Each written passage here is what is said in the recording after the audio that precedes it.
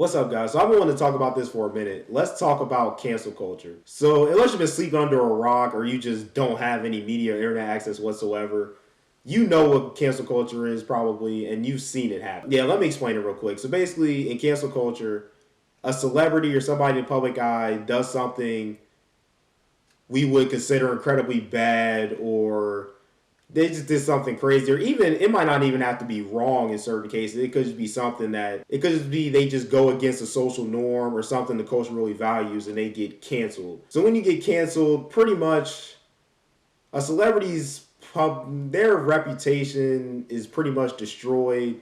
Their public life is over. Everybody disassociates with them, and yeah, they're pretty much excommunicated. It's like when you're in elementary school and like that one kid in the class did something that angered everybody else in the class, and they just decided, yeah, we're not going to talk to that kid anymore. If you ever had that experience, that's pretty much what it is. So yeah, I was thinking about cancel culture and how it's happened, and I know for me, I've had two reactions to it that I've kind of felt bad for, felt convicted for. One is when I laugh and joke about the situation with my friends, and I probably shouldn't do that. And two for me, which is even more scary, is that I think, oh, that person's so horrible. They did that horrible thing. If I believe they were wrong, I think, oh, wow, that person's so horrible. They did that horrible thing. Wow. And for me, that's even more scary because when I really think about it, we all deserve to be canceled. So that may seem extreme. What do I mean by we all deserve to be canceled? We've all done that wrong thing. We've all gone against the perfect standard. We've all made that mistake. And by this, I mean we've sinned. We've failed God's perfect standard.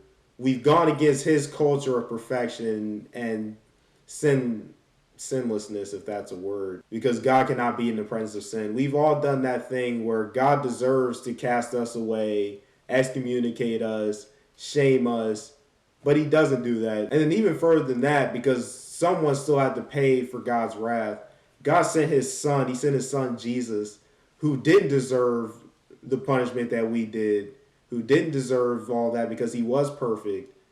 And he took that punishment for us so that we could be one with the Father. So how amazing is that? How amazing is forgiveness? And I really compared it to cancel culture and how that's the complete opposite. So yeah, I hope that's an encouragement to you guys. So yeah, let me know what you guys think. I don't know. I just thought about cancel culture and thought maybe this could apply. I could apply the gospel to this. I think this can also be a motivation, as we've seen how God's forgiveness for us has been so different of the world's forgiveness of you do something wrong and we're done with you. I hope that can be a motivation for us to do that in our lives. And I'm especially talking to myself because I have a hard time with forgiving people and I have an easier time holding grudges. But I hope that that's going to be a motivation that we don't cancel people, but we actually are proactive in forgiving people. Just as Peter asked Jesus, how many times should I forgive my brother? 7 times? I'm sure he probably was feeling himself when he asked that. Like, Jesus, that must be really good. I can forgive somebody up to 7 times. And Jesus like, no, forgive 70 times 7. We should be that open to forgiveness, that willing to forgive, and to be able to forgive frequently no matter how much somebody wrongs us. So yeah, let's not cancel our brothers and sisters. Let's also recognize how much God loves us, how much he forgave us. And the world's cancel culture is not God and his forgiveness.